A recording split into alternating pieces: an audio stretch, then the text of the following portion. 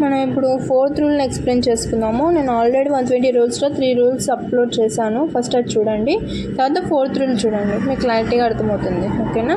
4th rule ఏంటి అంటే మనకు డిఫరెంట్ అని వచ్చినప్పుడు ఫ్రమ్ అని రావాలి, బెటర్ అని వచ్చినప్పుడు దాన్ అని రావాలి, నథింగ్ ఎల్స్ అని వచ్చినప్పుడు బట్ అని రావాలి.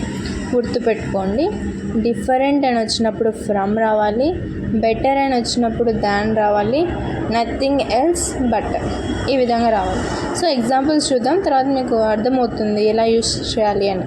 So I found the place greatly different than what I had expected. So ఇక్కడ డిఫరెంట్ తర్వాత ఏముంది, దాన్ అని వచ్చింది. సో ఇక్కడ దాన్ అని రాకూడదు, ఏం రావాలి, డిఫరెంట్ ఫ్రమ్ అని రావాలి. ఇక్కడ ఏం రావాలి, ఫ్రమ్ అని రావాలి. ఓకే, నెక్స్ట్ వన్ చూద్దాం. It is nothing else than pride. ఇక్కడ ఏంటి, నథింగ్ ఎల్స్ అని వచ్చింది. నథింగ్ ఎల్స్ తర్వాత ఏం రావాలి, బట్ రావాలి, కానీ ఇక్కడ ఏమి ఇచ్చారు, దాన్ అని ఇచ్చారు. సో ఇక్కడ తీసేస్తే బట్ అని రావాలి. Okay, this book is better from that book.